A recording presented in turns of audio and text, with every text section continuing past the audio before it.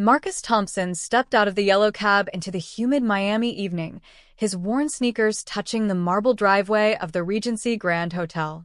At 17, he carried himself with a quiet dignity that belied his modest appearance: faded jeans, a simple white t-shirt, and a backpack that had seen better days.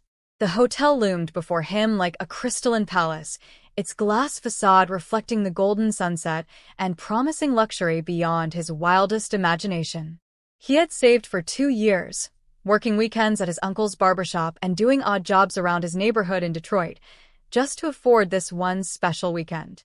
It was his mother's 40th birthday, and after everything she'd sacrificed raising him alone, working double shifts as a nurse, he wanted to give her something extraordinary. As Marcus approached the gleaming revolving doors, he noticed the doorman's expression shift from professional courtesy to barely concealed disdain. The man, whose brass name tag read Gerald, gave Marcus a once-over that felt like a judgment rendered in court. "Delivery entrance is around the back, son," Gerald said, his voice dripping with dismissive authority. Marcus smiled politely, used to such assumptions. "I'm actually checking in. I have a reservation." The doorman's eyebrows rose skeptically, but he stepped aside, allowing Marcus through with obvious reluctance. Inside, the lobby was a cathedral of opulence. Crystal chandeliers cascaded from coffered ceilings, marble columns rose like ancient monuments, and well-heeled guests glided across floors so polished they looked like still water. Marcus made his way to the front desk, where 2 receptionists worked behind a counter of honey-colored wood and brass fixtures. The younger one, a woman named Ashley according to her tag, nudged her colleague Derek and whispered something that made them both smirk. Marcus pretended not to notice, maintaining the composure his mother had always taught him. "Good evening," he said clearly. "I have a reservation under Thompson." Marcus Thompson. Derek took his time typing into the computer, his manicured fingers moving with theatrical slowness. Yes, I see you've booked our standard room," he said, emphasizing the word standard, as if it were synonymous with unacceptable. Ashley leaned over, her perfume overwhelming, and added with mock sweetness, "You know, if you're looking to impress someone, we do have our luxury suites available. Of course, they require a certain level of financial commitment." Marcus pulled out his debit card, the one linked to his carefully managed savings account. "The standard room will be perfect, thank you." Derek handled the card as if it might be contaminated, swiping it with 2 fingers. The transaction went through immediately. Marcus had made absolutely certain he had enough, plus extra for meals and activities. But Derek's expression remained unchanged, as if disappointed the card hadn't been declined. "You're in room 412, he said flatly, sliding a key card across the counter. "Elevators are to your left. Enjoy your stay." The way he said enjoy suggested he doubted Marcus was capable of such a thing. As Marcus turned away, he heard Ashley whisper to Derek, "Did you see those shoes? I give it one night before hotel security gets called." Their laughter followed him like smoke, acrid and unwelcome, but Marcus kept his head high, knowing that grace under pressure was its own form of power. The elevator ride to the 4th floor felt interminable. Each passing second weighted with the sting of the front desk encounter.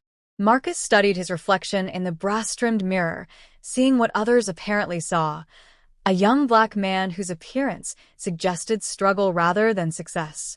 But he also saw what they couldn't: determination, intelligence, and a heart full of love for his mother. When the elevator doors opened, he found his room quickly, a modest but clean space with a view of the parking garage rather than the ocean. It didn't matter. His mother would be arriving tomorrow morning, and her joy would transform any space into something magical.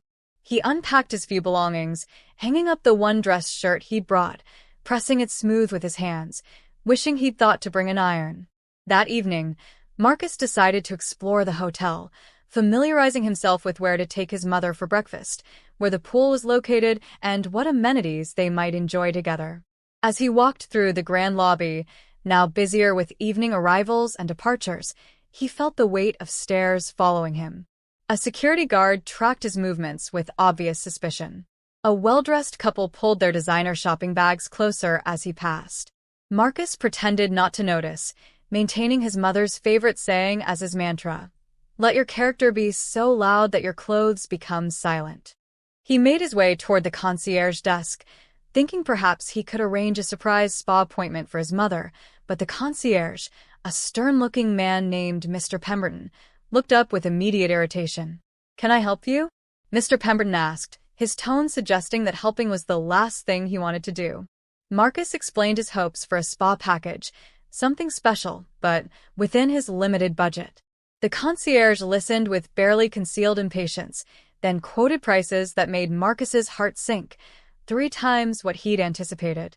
Perhaps, Mr. Pemberton said with a thin smile, you might be more comfortable at one of our more economical partner hotels down the beach. The Regency Grand caters to a very specific clientele, if you understand my meaning. Marcus understood perfectly. The meaning was clear as the crystal chandeliers above. People like him weren't truly welcome here, regardless of whether they could afford to stay. As Marcus stood there, processing this humiliation, a group of young men about his age emerged from the elevator, their laughter echoing through the lobby. They wore designer labels like Armour, Gucci sneakers, Versace shirts, gold watches that caught the light and announced their worth. One of them, a tall young man with perfectly styled hair, noticed Marcus and nudged his friends. Hey man, you lost, he called out, loud enough that nearby guests turned to look. The staff entrance is probably that way. His friends erupted in laughter, the kind of cruel amusement that comes from punching down.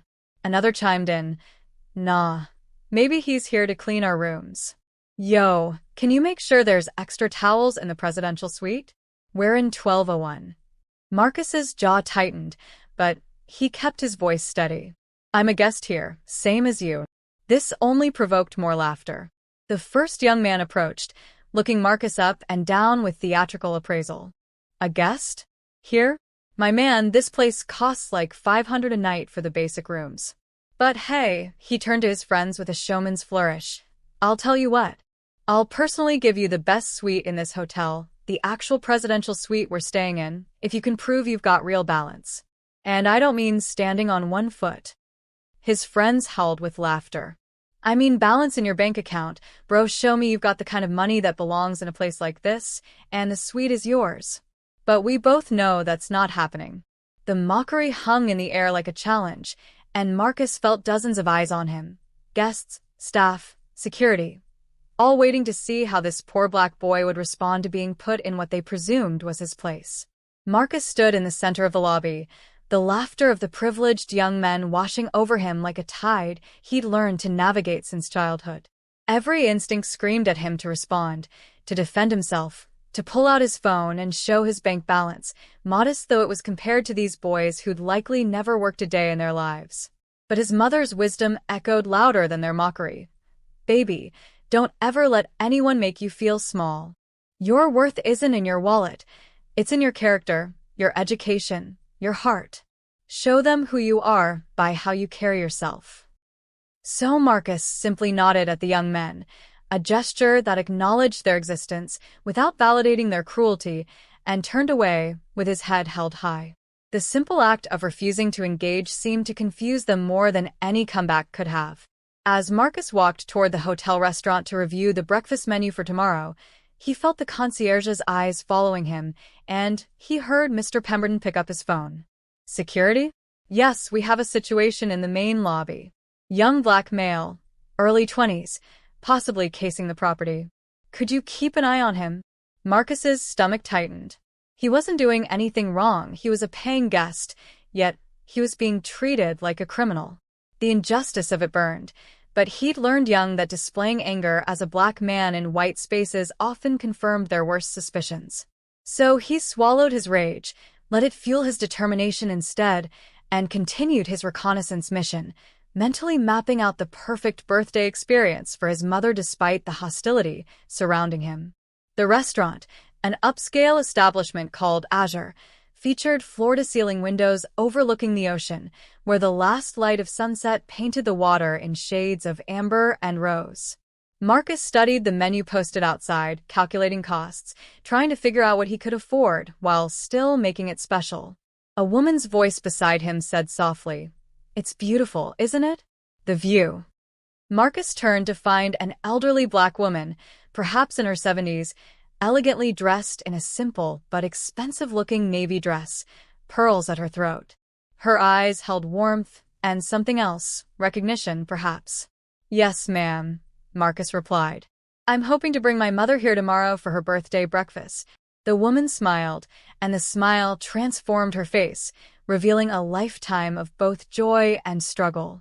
"Your mother is blessed to have a son who honors her this way," the woman said. "I'm Mrs. Eleanor Hayes. I've been watching you since you arrived." Marcus felt a flash of concern. Had she been among those judging him?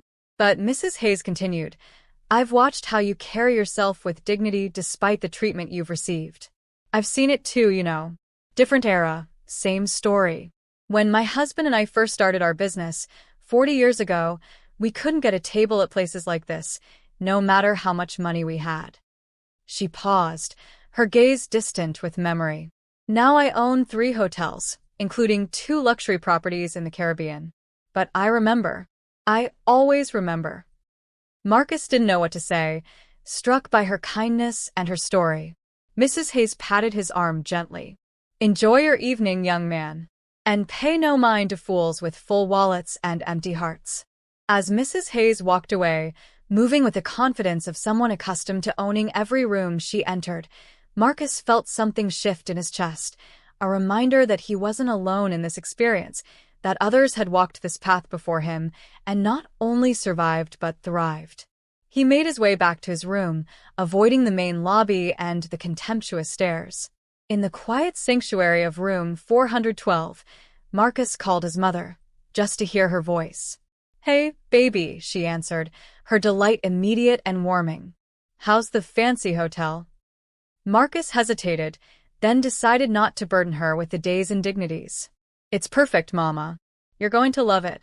I can't wait for you to get here tomorrow." They talked for 20 minutes about her shift at the hospital, about his plans to start college in the fall, about small things that mattered more than luxury ever could. When he hung up, Marcus felt centered again, reminded of what truly mattered and why he'd chosen to endure this weekend despite its challenges. Marcus couldn't sleep. The encounters of the evening replayed in his mind like a film stuck on loop. Derek's dismissive card swipe, the concierge's suggestion that he belonged elsewhere, the cruel laughter of the privileged boys in the lobby, the security guard's suspicious surveillance. Each memory was a small cut, and together they formed a wound that made rest impossible. At 2 a.m, he gave up trying to sleep and decided to explore the hotel further, perhaps walk along the beach that he could hear but not see from his parking lot view window. He dressed in his most presentable clothes, dark jeans and a collared shirt, knowing that even at this hour his appearance would be scrutinized in ways it wouldn't be if his skin were lighter. The hotel corridors at night possessed an eerie beauty, all soft lighting and hushed silence. The day's chaos settled into peaceful stillness. Marcus took the elevator down to the ground floor, but instead of exiting through the main lobby, he followed signs to the beach access. The night security guard at the door, a different one from earlier, a heavy-set man with kind eyes, nodded at him. "Can't sleep?" the guard asked conversationally. "No, sir," Marcus admitted. "Thought maybe the ocean might help." The guard smiled. "Does that for me too. Been working nights here 15 years, and I still step out there on my breaks. Something about that water that puts things in perspective." He buzzed Marcus through without suspicion or interrogation, a simple human kindness that nearly brought unexpected tears to Marcus's eyes. The beach was magnificent under the moon, a silver path stretching across dark water toward infinity. Marcus removed his shoes, letting his feet sink into cool sand, and walked toward the gentle susurrus of waves. The ocean didn't care about his bank balance or his zip code or the color of his skin. It simply existed, vast and ancient and utterly indifferent to human hierarchies. Marcus stood at the water's edge, letting foam wash over his feet, and felt some of the day's tension drain away. He thought about his mother, about how she'd worked herself nearly to exhaustion to give him opportunities she'd never had. He thought about the scholarship offers he'd received, the future he was building brick by careful brick. He thought about Mrs. Eleanor Hayes and her reminder that struggle could lead to triumph. "Beautiful night, isn't it?" A voice startled Marcus from his reverie. He turned to find a man in his 50s, casually dressed in linen pants and a loose shirt, standing a respectful distance away. The man was white, with graying hair and the kind of deep tan that suggested either considerable outdoor time or expensive vacations. Marcus tensed instinctively, but the man's posture was relaxed, non-threatening. "Yes, sir, it is," Marcus replied carefully. The man walked closer, stopping at the water's edge several feet from Marcus. "I'm sorry," the man said unexpectedly. "I couldn't help but notice what happened in the lobby earlier. With those young men. The ones staying in the presidential suite." Marcus's guard went up immediately. Was this another confrontation in disguise? The man must have sensed Marcus's wariness because he held up his hands in a gesture of peace. "I'm not here to give you a hard time. Quite the opposite. I'm Richard Castellano, and I've been coming to this hotel twice a year for the past decade. I've seen how staff treat different guests. I've watched it tonight, the way that concierge looked at you, the way security followed you. It's shameful." Marcus didn't know how to respond to this unexpected ally. Richard continued, "Those boys in the presidential suite? One of them is my nephew, Brandon. My sister's son. He's 23 years old, has never worked a day in his life, and thinks his trust fund makes him superior to everyone else. I'm ashamed to be related to him, if I'm honest." They stood in companionable silence for a moment, two strangers united by their recognition of injustice. "For what it's worth," Richard said, "the way you handled yourself tonight showed more class than Brandon and his friends will ever possess, regardless of how many designer labels they wear. Don't let them diminish you." Marcus woke to his phone alarm at 7 a.m., having finally fallen asleep around 4 after his beach encounter with Richard Castellano. The conversation had restored some of his faith in humanity, proving that not everyone staying at the Regency Grand subscribed to the same prejudices. Today was the day. His mother would arrive by 10, and Marcus wanted everything perfect. He showered quickly in the small bathroom, dressed in his nicest clothes, and headed downstairs with a mixture of excitement and trepidation.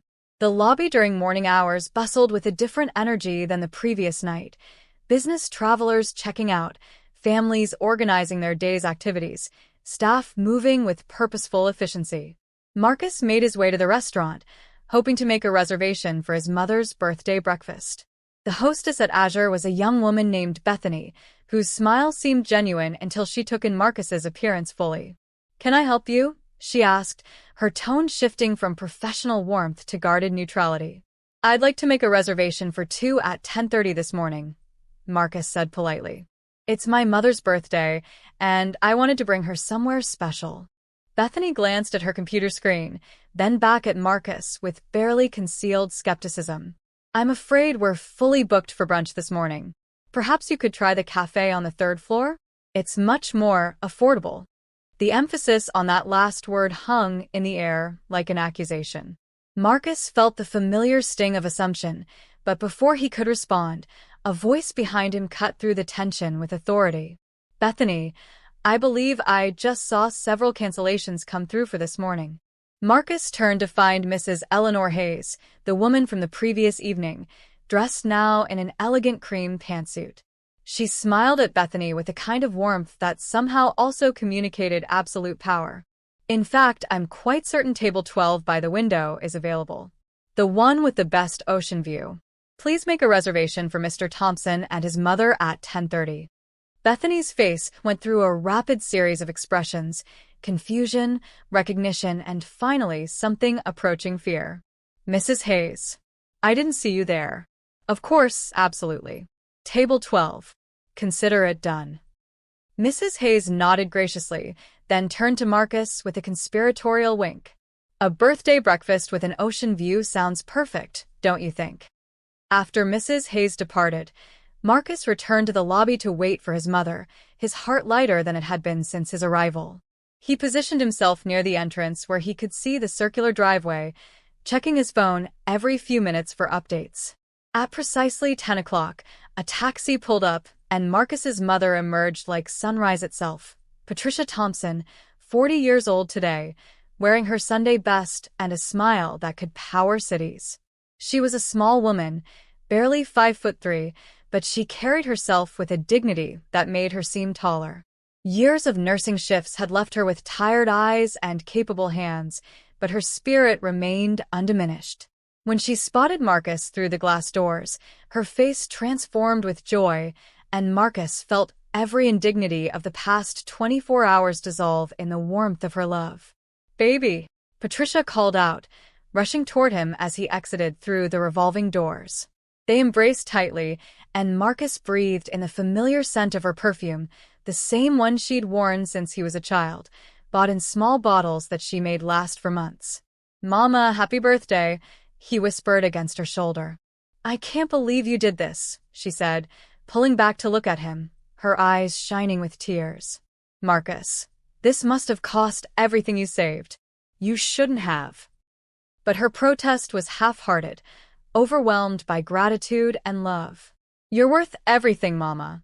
Everything and more." Marcus took her small suitcase and guided her inside, and he watched her face as she took in the opulent lobby, the chandeliers, the marble, the grandeur she'd only seen in movies. Her wonder made every difficult moment worth it, transforming the space from a site of humiliation into a palace worthy of the queen she'd always been in his eyes. Marcus guided his mother through the check-in process, his protective instincts on high alert for any sign of the disrespect he'd encountered the previous evening. Derek was at the front desk again, and Marcus saw the exact moment the receptionist's eyes shifted from Patricia to him, recognition sparking with something that looked uncomfortably like smug satisfaction. "Back again," Derek said neutrally. "This is my mother, Patricia Thompson," Marcus said firmly. "It's her 40th birthday, and we'll be sharing the room for the weekend." Derek's fingers moved across the keyboard with the same theatrical slowness as before. "Of course. Well, Miss Thompson, I hope you enjoy our standard accommodations. I see your son has already checked in." The way he emphasized standard was clearly meant to remind them of their lower-tier status in this luxury ecosystem. But Patricia Thompson was not a woman easily diminished. She'd raised a son alone on a nurse's salary in Detroit, dealt with difficult doctors and demanding patients, navigated systems designed to disadvantage people like her, and come through it all with grace and tact. She looked Derek directly in the eye and said, "Standard is perfect when you're with someone you love. I imagine that's something you might not understand, working in a place like this. All this beautiful emptiness." Her words were delivered without malice, but they landed like a gentle slap, and Derek's smug expression faltered. Marcus felt a surge of pride watching his mother effortlessly dismantle condescension with nothing but truth and composure. They took the elevator up to the 4th floor, and Marcus carried her suitcase, eager to show her the room and then take her to breakfast. In room 412, Patricia's delight was immediate and unrestrained. She ran her hand over the crisp white linens, admired the generic hotel art on the walls as if it were museum-worthy, stood at the window looking out at the parking garage view, and declared it perfect. "Mama, you don't have to pretend," Marcus said gently. "I know it's not much, especially compared to—" She cut him off by cupping his face in her hands, those capable nurses' hands that had healed so many. "Marcus Terrence Thompson, this is the most beautiful room I've ever stayed in, not because of the thread count or the view, but because my son, my brilliant, kind, hardworking son, saved his money to give me this experience. Do you understand? You made this possible. That makes it perfect." Marcus felt his eyes burn with tears he refused to let fall. After Patricia freshened up, they made their way down to Azure for their 10:30 reservation. The restaurant during brunch hours was a symphony of clinking silverware, hushed conversations, and ocean views that took breath away. Bethany, the hostess, looked like she'd swallowed something sour when Marcus and Patricia approached, but she led them to table 12 without comment. The best table in the restaurant, positioned by floor-to-ceiling windows where sunlight danced on water and Miami Beach stretched in both directions like a promise. Patricia gasped audibly. "Marcus, baby, this is too much." But her smile contradicted her words, and Marcus felt something in his chest expand watching her take in the view, the elegance, the experience he'd worked so hard to provide. This moment, this joy on her face, was worth every dismissive glance, every whispered comment, every assumption he'd endured. Their server approached, a young man named James who treated them with genuine warmth that felt like balm on yesterday's wounds. "Good morning, and welcome to Azure. We have a wonderful brunch selection today, and the chef's special is a lobster Benedict that I highly recommend." He seemed to take actual pleasure in describing the menu options, making them feel valued rather than tolerated. Marcus had budgeted carefully for this meal, had calculated every potential cost, but he encouraged his mother to order whatever she wanted. She chose carefully anyway, ever mindful of expenses even on her birthday, selecting the fresh fruit and yogurt parfait and herbal tea. "Mama, please," Marcus urged. "Get the lobster. Get the champagne." It's your birthday." Patricia looked at him with such love it almost hurt. "The parfait makes me happy because I'm here with you. That's the only extravagance I need." But Marcus quietly told James to bring a small celebration dessert after the meal, whatever the chef recommended, regardless of what his mother ordered. As Marcus and his mother finished their breakfast, savoring every bite and moment, the relative peace of their meal was interrupted by familiar laughter. Marcus's shoulders tensed as Brandon and his friends entered the restaurant, still wearing designer casual wear that cost more than most people's monthly rent. They were loud, entitled, moving through the space as if they owned it, which, given the prices they were paying, they might as well have. Brandon spotted Marcus immediately, and his face lit up with malicious recognition. "Yo." "It's the guy from last night. Balance boy." His friends erupted in laughter, attracting attention from other diners. Patricia looked at Marcus with concern. "Baby, who is that?" Marcus kept his voice steady. "Nobody, Mama. Just some people staying here. Ignore them." But Brandon wasn't interested in being ignored. He approached their table with the confidence of someone who'd never faced consequences for his actions, his friends trailing behind like an entourage. "Hey man, I'm surprised you're still here. Thought maybe you would have gotten kicked out by now for loitering." He finally seemed to notice Patricia, and his tone shifted slightly, though not toward respect, more toward theatrical courtesy. "Oh, who's this? Your girl? Mum? Damn, you really went all out bringing her to this fancy place, huh? That must have cleaned you out completely." Patricia's expression hardened in a way Marcus recognized, the look she got when dealing with disrespectful residents at the hospital, when her professional demeanor became a shield of ice. "Young man," she said quietly but firmly, "we're trying to enjoy our meal. I suggest you return to your own table." Brandon's friends oohed at her response, interpreting her defense as an invitation to escalate rather than retreat. "Ooh, she's got some fire. Look, no disrespect, ma'am, but your son and I have a bet going. Last night I told him I'd give him the presidential suite, like the actual presidential suite, the nicest room in this entire hotel, if he could prove he had real balance in his account. The kind of money that belongs in a place like this." Brandon pulled out his phone, opening his banking app with exaggerated flair. "See, I can prove mine. Check it out." He thrust the screen toward Marcus, showing a balance that made Marcus's eyes widen despite himself, $247,000 in a checking account alone. Trust fund, baby, right here. "So, what about you, balance boy? You gonna show me yours or admit you don't belong here?" The restaurant had gone quiet, the kind of silence that descends when everyone is pretending not to watch something but absolutely watching everything. Marcus felt dozens of eyes on him, felt the familiar weight of being made a spectacle, of being forced to prove his worth through the most reductive metric American society recognized, money. His mother reached across the table, putting her hand on his.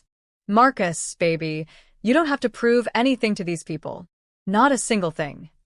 Her voice was steady, but Marcus could see the hurt in her eyes. Not for herself, but for him, for what he was being put through. Marcus took a breath, preparing to stand up and walk away with whatever dignity he could maintain, when a new voice cut through the tension with the weight of absolute authority. "Brandon Castellano, what in God's name do you think you're doing?" Richard Castellano, the man Marcus had met on the beach the previous night, appeared beside their table with an expression of profound fury. Brandon's cocky demeanor cracked immediately. "Uncle Rich? I was just what? Harassing other guests? Proving yet again that your mother and I have failed spectacularly to instill even a shred of decency in you." Richard's voice was controlled, but devastating. He turned to Marcus and Patricia, his expression softening. "I am profoundly sorry for my nephew's behavior. It's inexcusable." Patricia nodded graciously, ever the bigger person, but Marcus could see her exhaustion, the toll of constantly having to rise above, to be dignified in the face of disrespect. Richard turned back to Brandon. "You and your friends are going to apologize sincerely to this young man and his mother. Then you're going to pack your bags and check out immediately. I'm not paying for another night of your stay, and I'm certainly not subsidizing your cruelty." The scene in Azure had reached a critical mass of tension and spectacle. Brandon's face cycled through emotions, shock, anger, embarrassment, as he processed his uncle's public condemnation. His friends shuffled awkwardly, suddenly very interested in their expensive shoes. "Uncle Rich, you're being ridiculous," Brandon said, trying to reassert his confidence but failing. "I was just joking around. He knows I was playing." Richard's expression remained granite. "Does he look amused to you? Does his mother? You've spent your entire life mistaking cruelty for humor, bullying for charisma.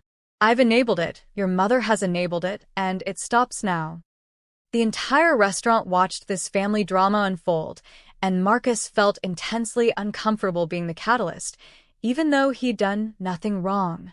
He just wanted to take his mother and leave, to salvage what remained of her birthday breakfast.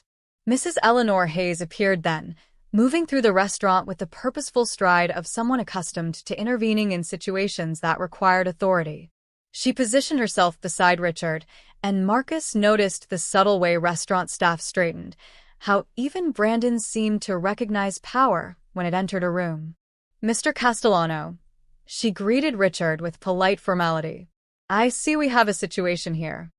She turned to Brandon with an expression that somehow managed to be both grandmotherly and intimidating. "Young man, I've been in hospitality for 40 years. I've built hotels, restaurants, resorts from the ground up. Do you know what I've learned in all that time? That money is the least interesting thing about a person. It's the easiest thing to have and the easiest to lose. Character, however, that's rare. That's precious." Mrs. Hayes gestured to Marcus and Patricia. "This young man saved money for 2 years working multiple jobs to bring his mother to this hotel for her 40th birthday. He endured disrespect from staff, security following him like a criminal, and your particular brand of entitled mockery, all with grace and dignity. His mother raised him alone on a nurse's salary, worked double shifts, sacrificed endlessly. Tell me, what have you done to earn your money? What have you built? What have you sacrificed?" Brandon had no answer, his face now red with shame. Mrs. Hayes continued, "I own this hotel. The Regency Grand is one of 3 luxury properties in my portfolio. And I'm telling you right now that you and your friends have exactly 1 hour to check out, or I'll have security escort you from the premises." The revelation that Mrs. Hayes owned the hotel sent shockwaves through the restaurant. Staff members who had been watching from the periphery suddenly looked stricken. Derek, the dismissive front desk clerk, had gone pale. Even Bethany, the hostess, seemed to realize her earlier behavior might have consequences. Brandon opened his mouth, closed it, looked to his uncle for rescue, and found none. "Mrs. Hayes," he finally managed, I apologize. I was way out of line. I'm sorry." He turned to Marcus and Patricia. "I'm really sorry. Both of you. That was messed up, what I said. What I did last night, too. It was a child's apology, incomplete and more about escaping consequences than genuine remorse, but it was something." His friends mumbled similar apologies, and Marcus nodded acknowledgement, while Patricia simply watched them with an expression that managed to convey both forgiveness and disappointment. Richard put a hand on Marcus's shoulder. "Would you and your mother join me for a moment? There's something I'd like to discuss." Marcus looked at his mother, who nodded, and they followed Richard and Mrs. Hayes out of the restaurant to a quiet corner of the lobby. Away from the spectacle and staring eyes, Richard's professional demeanor softened. "Marcus, I'm an investment banker. I've spent 30 years evaluating people, their potential, their character, their worth beyond balance sheets. Last night on the beach, you told me about your college plans, your scholarships. Yale, right? Pre-law." Marcus nodded, surprised Richard remembered. "What you probably don't know is that I run a scholarship foundation specifically for first-generation college students from disadvantaged backgrounds. We provide financial support, mentorship, internship opportunities. I'd like to offer you a place in our program if you're interested." Marcus felt like the ground had shifted beneath him. Patricia grabbed his hand, squeezing hard. "Mr. Castellano," Marcus said carefully, "I don't want charity, because your nephew is cruel to me." Richard shook his head firmly. "This isn't charity, and it's not apology. It's recognition of merit. I reviewed your application to Yale after our conversation last night, publicly available information, and was impressed before I ever knew about this situation with Brandon. Your grades, your essay about healthcare access, your community service, you're exactly the kind of student our foundation supports. This offer is about you, not about him." Mrs. Hayes smiled. "Sometimes, young man, the universe rewards grace under pressure in unexpected ways. I suspect this is just the beginning for you. The world needs more people like you and your mother, people who understand that true wealth isn't in what you have, but in who you are." The rest of Patricia's birthday weekend unfolded like a dream that Marcus had to keep reminding himself was real. Mrs. Hayes personally upgraded them to an ocean view suite, not the presidential suite, but a beautiful two-bedroom space with a balcony overlooking the beach, where they could hear waves and watch sunrise paint the water in colors that seemed invented for that specific morning. Patricia cried when she saw it, standing on the balcony in her modest robe, and Marcus stood beside her, his arm around her shoulders, feeling that they'd somehow stumbled through a portal into a different life. They spent Saturday exploring Miami, walking through Art Deco architecture in South Beach, having coffee at a small Cuban cafe where his mother practiced her high school Spanish, laughing at his attempts to help. For those hours, they were just mother and son, celebrating her life, unencumbered by the weight of what they'd endured. On Saturday evening, Richard Castellano took them to dinner at a steakhouse, where the prices weren't even listed on the menu, and Marcus initially felt uncomfortable until Richard explained, "My nephew is supposed to dine with me tonight. Consider this my thank you for teaching him a lesson I should have taught him years ago." Over perfectly cooked ribeye and lobster tail, Richard shared his own story. Growing up middle class in New Jersey, working his way through college, his first job on Wall Street where he was one of few analysts who hadn't attended Ivy League schools. "I know what it's like to be underestimated," he said. "To walk into rooms where people assume you don't belong. The difference is, I had the privilege of being white and male in an industry that favored both. You're navigating additional obstacles I never faced." Patricia, who had been quiet for much of the dinner, spoke up then with the wisdom that came from 4 decades of observation. "Mr. Castellano, I appreciate what you're saying, and I'm grateful for your kindness to my son. But Marcus doesn't need anyone to level the playing field for him. He needs people to get out of his way and let him run." She smiled at Marcus with fierce maternal pride. "This boy has been excellent since the day he was born. Walked at 9 months, reading at 3 years old, straight A's every semester since kindergarten. He tutors other kids for free, volunteers at the community center, helps elderly neighbors with groceries. He's not a charity case. He's an asset to any institution lucky enough to have him." Richard nodded, chastened and impressed. "Mrs. Thompson, you're absolutely right. I apologize if my offer came across as condescension.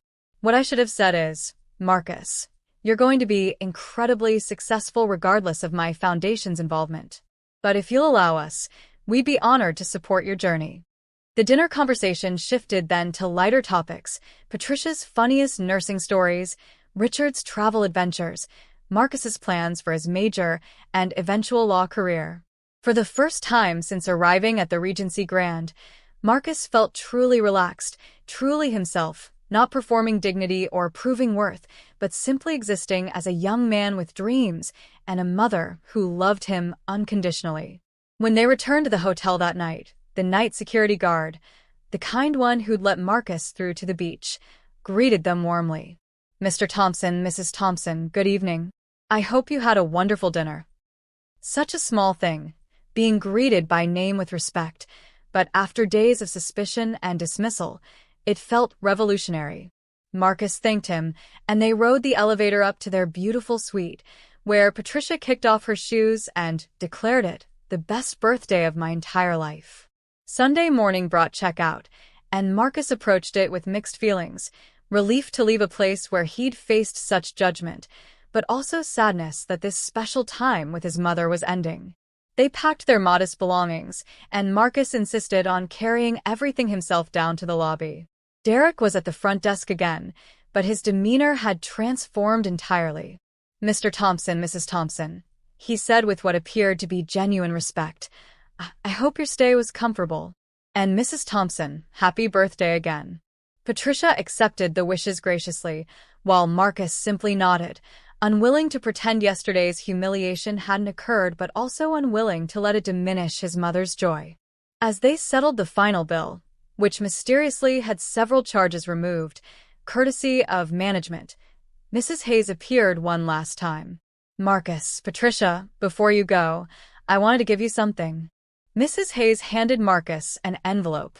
"Inside are two things: a letter of recommendation for any opportunity you might pursue, and my personal contact information. If you ever need advice, mentorship, or just someone to talk to about navigating spaces that weren't built for people like us, please reach out. I mean that sincerely." Patricia embraced Mrs. Hayes with tears in her eyes, and Marcus shook her hand, overwhelmed by this woman's generosity. "Mrs. Hayes, I don't know how to thank you," he began, but she cut him off gently. "Thank me by succeeding. Thank me by remembering how you felt this weekend, and ensuring you never make anyone else feel that way. Thank me by becoming the kind of lawyer who fights for people who can't afford justice. That's all the thanks I need." They parted then, and as Marcus and his mother stepped out into the Miami sunshine, waiting for their taxi to the airport, Patricia turned to her son and said, "Baby, I'm so proud of who you are. Not who you're going to become, who you are right now." 3 months later, Marcus sat in his dorm room at Yale University, surrounded by law textbooks and the controlled chaos of first-semester assignments. The room was small but felt like a palace compared to his childhood bedroom in Detroit, and he'd decorated one wall with photos, his mother in her nursing scrubs, the two of them on the balcony of their Regency Grand Suite, a selfie with Mrs. Hayes in the hotel lobby. These images reminded him where he came from and why he was working so hard. The scholarship from Richard Castellanos Foundation had made the financial burden of Yale manageable, but more valuable than the money was the mentorship program that connected him with successful professionals who understood his journey.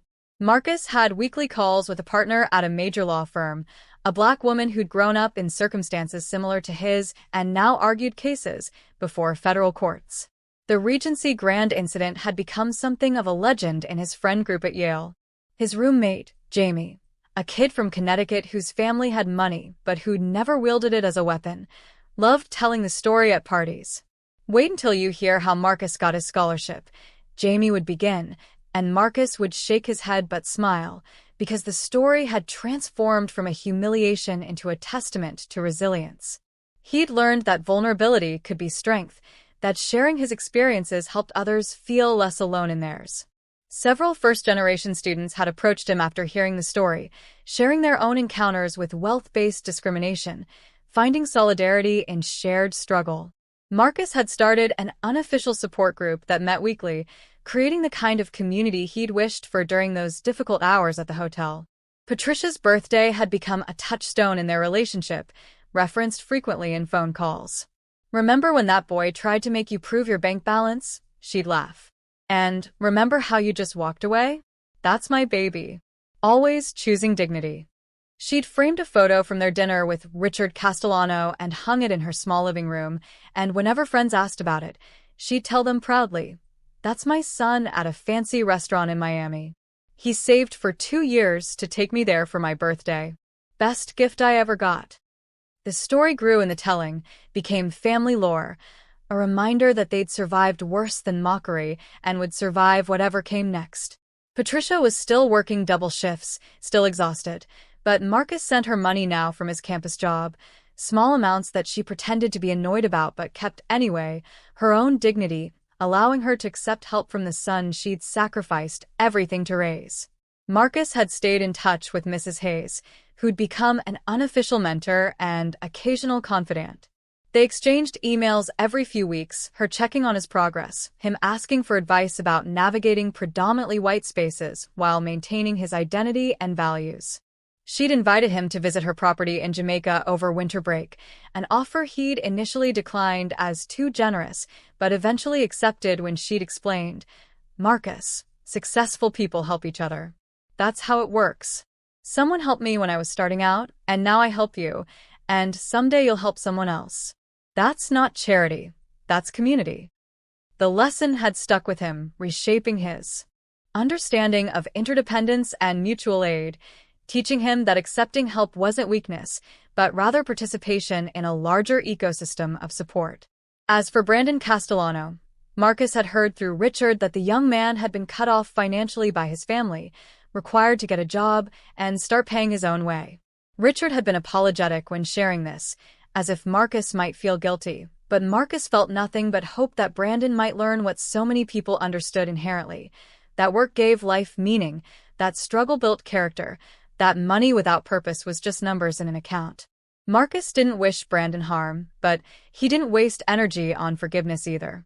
Some people were lessons in what not to become, cautionary tales about wealth without wisdom.